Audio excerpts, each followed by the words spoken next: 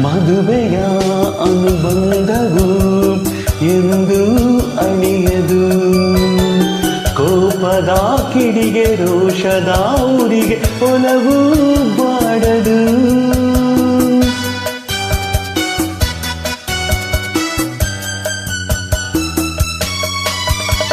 ದೇಹವು ದೂರಾದರೂ ಮನಸ್ಸು ಮರೆಯದು, ಬೆರೆತಿಹ ಜೀವ ವಿರಹದ ನೋವ ಎಂದು ಸಹಿಸದು. ಒಲವಿನ ಜೀವನ,